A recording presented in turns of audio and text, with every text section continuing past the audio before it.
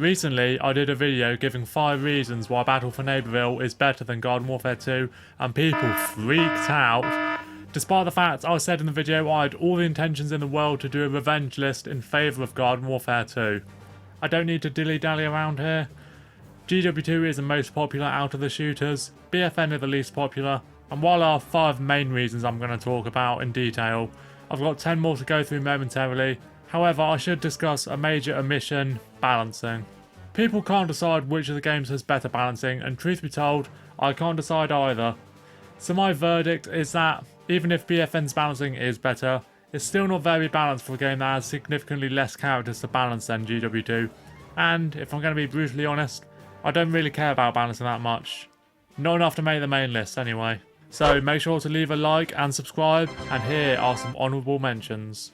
First, better spawnable system. Sure, with BFN you don't have to keep buying packs from the store, but the cooldowns mean you have less control over your defences, which is particularly frustrating for healers, even more so in ops. We'll get to that. Next, alternate abilities. BFN reworked them into upgrades, but I greatly prefer having the power to switch out abilities that are sometimes very different from the base move, i.e. Rose's Arcane Lotus. Next, the sticker shop. It's better than the Rewardotron. Also, the sticker book is much better than BFN's boring stat menu. I also think the hub world for Garden Warfare 2 is superior. BFN having an online hub world where you can fight real people is a great idea, but 90% of the time it's just a bunch of spawn camping. And GW2's Backyard Battleground has so much more to do than the mediocre events in Giddy Park. Another reason, no sprinting. Yes, it helps with getting around quicker, but giving all characters more or less the same speed feels weird when some are more built for mobility than others, and every character having a get out of jail free card is so annoying in a fight. The quest challenges on GW2 are better. Requiring to log in daily to keep your multiplier from draining means you have more control over how often you do challenges, and you get more options. BFN features a different system where completing daily quests give you prize bulbs, and they're fine until you have to play ops. We'll get to that. No AI backfill is a plus. I get the BFN's player base died pretty quickly and they wanted to keep lobbies populated, but if nothing else, it's pretty disappointing having your XP gain reduced because you keep killing bots instead of players. It's easier to switch teams. I completely understand that from a more objective standpoint it's much fairer in BFN, in which you can only swap teams if your side has more players as opposed to GW2, which allows for team swapping when the sides are even. But being forced on the same team for several games in a row is incredibly vexing, not helped by the AI backfill. And finally, GW2 is actually finished. Just going to show this pic of iceberg lettuce and move on. Number 1, character variants. Alright, let's just get this out of the way, because this is pretty much the Berlin Wall in the PVZ shooters community. How important actually are variants to the first 2 games? Well, the way I see it, it's pretty stark. GW2 has 121 characters, BFN has 23, so GW2 has more characters to play and get your teeth into. The arguments I see most in favour of BFN removing the variants are: variants are so unbalanced, upgrades allow you to create your own variants, and what's the point of variants if everyone just play the same characters? My counter arguments are: upgrades aren't balanced either, upgrades don't visually replace variants, and what's the point of upgrades if everyone just uses the same kits? One reason variants stood out to me from the very beginning is that if you don't like a stock character, a deviation of this character with the same ability setup but a different weapon may be right up your alley. Case in point, I find stock characters boring, but give her fire, or a charged weapon, or even a relatively weak explosion shot, yeah, now I'm game. BFN has no such remedy. The characters do have 3 banks, so you can switch between different setups and cosmetics, but the issue with that besides, 3 Citron setups being less than 6 Citrons, is that there's no visual distinction. In GW2, if you see a scientist with a fire weapon, you know it's paleontologist. Whereas in BFN, if you see a scientist with a steampunk costume, does he have the Steam Blaster upgrade? Or the Dolphin upgrade? You can't tell. Yes, maybe I'm a variant glazer, but if the variant system isn't GW1 and 2's unique selling point, it's certainly what makes the game so replayable, and a lot of other issues can be boiled down to the lack of variants. A notable one is that you lose out on the excitement of opening sticker packs to get new characters. There's a part of me that wants to do an entire video analysis on the importance of variants. Maybe.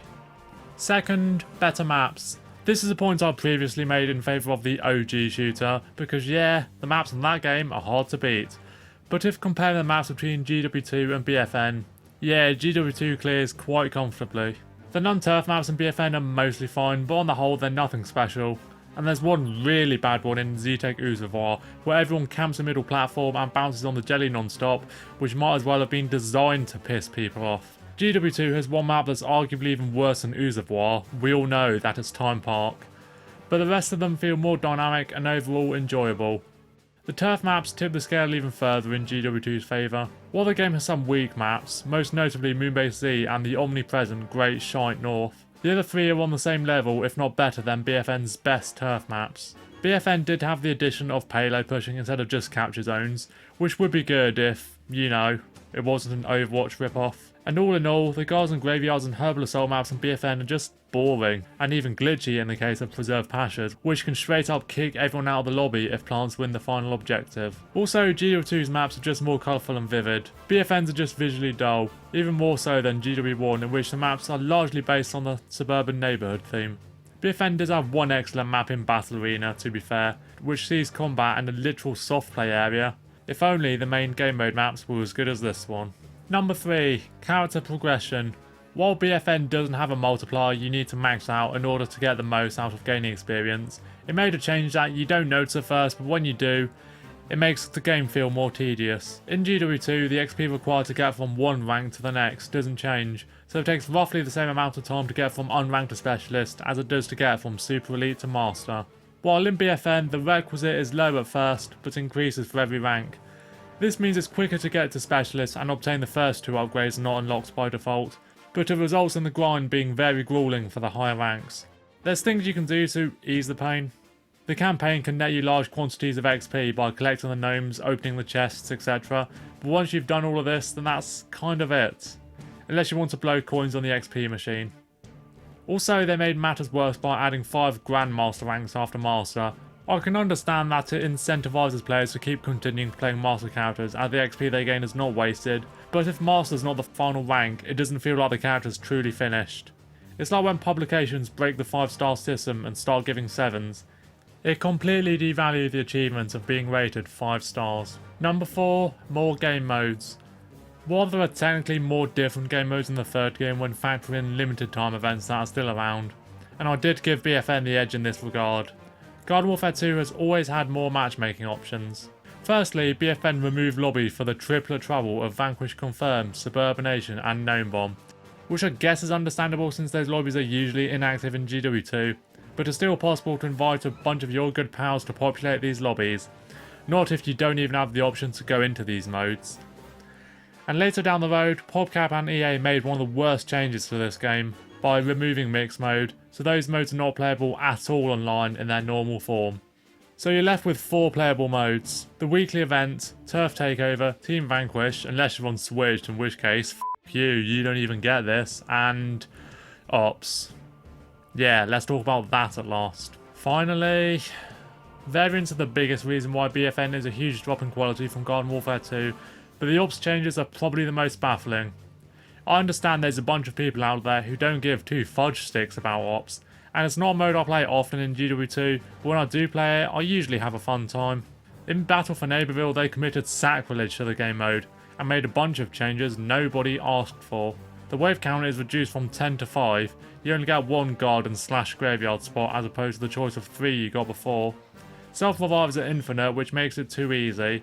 The spawnable rework sucks arse, as I said earlier, and you can't choose what map you play on, the difficulty, or even what goddamn team you're on. Once again, this is possibly down to catering for a much smaller player base and trying to condense the lobby count in favour of fuller matches, but on the previous games there was the option to choose a random map, which increased the chance of getting teammates. But it's all fine and dandy because you can play it on private play. Except unlike in GW2, you can't play private play without an online subscription service, but that's a separate issue. And also, they removed the ability to spawn 3 AR teammates that you can swap between. You can now add crazy settings to private play, which I guess is something. But this is a minuscule factor in favour of BFN Ops, because everything else is absolutely terrible. There are no other good changes they made. That's my list. What reasons do you have to prefer Garden Warfare 2 to BFN? Let me know in the comments. Remember to leave a like and subscribe to the channel if you're new. I'm GMVS. Thanks for watching.